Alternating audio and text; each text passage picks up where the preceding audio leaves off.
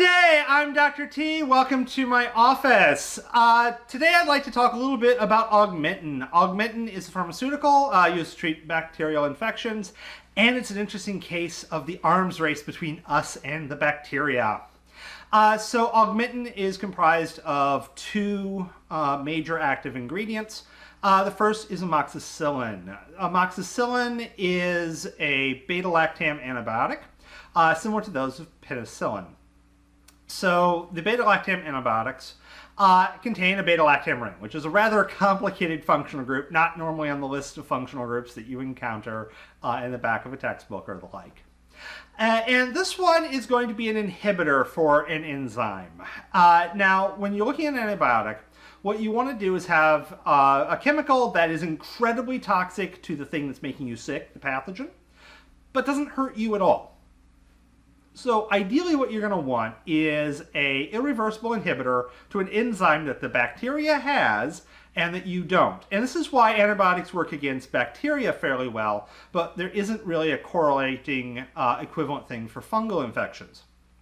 We have pharmaceuticals that target fungal infections, but because their biochemistry is much more similar to that of ours, it is hard to have a very, very powerful antifungal drug that is not also containing rather severe side effects. So a lot of your antifungal drugs will have side effects to them. Now, the way the beta-lactam antibiotics work is by targeting proteins in the bacterial cell wall's production.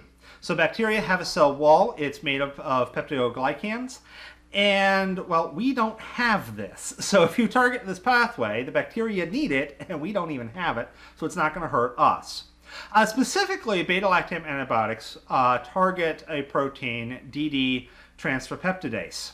And since we don't have it, it doesn't hurt us. What's going to happen is the beta-lactam antibiotic is going to insert itself into the enzyme.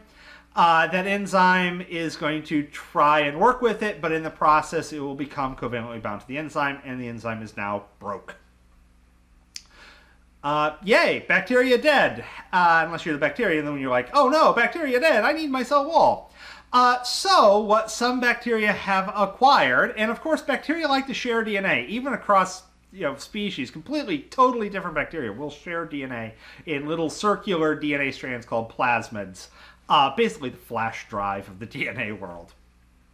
Anyways, they will have different ways of dealing with antibiotics. And one way to deal with the beta-lactam based antibiotics is with beta-lactamases. And there's actually several of these. What these will do is they will bind to the beta-lactam ring and break it open. So it's no longer a beta-lactam ring. It is no longer going to be an inhibitor to the enzyme trying to produce the bacteria cell wall. Okay, so in this case, what are we going to do? Well, we're going to get another inhibitor, and this is where the clavonic acid is coming in. I probably mispronounced that. But this is where the other half of Augmentin comes in. This is an inhibitor to the beta-lactamase, and therefore you are inhibiting the thing that is preventing your inhibitor from inhibiting the thing that allows your cell or your bacteria to grow. Therefore, you kill the bacteria by hitting it on both fronts. Now, I will point out that beta-lactamase inhibitors, which there are actually several, typically work against 3 of the 4 major types of beta-lactamases, those that involve a serine in their active site. Those, however, that involve a zinc in their active site, so they actually use a metal ion as part of their catalytic activity. Yeah, that's definitely an area of active work to try and improve ways to kill these bacteria. Because there are ways for the bacteria to get around our antibiotics, there are such things as bacteria that are resistant to our antibiotics, and we just cannot kill them.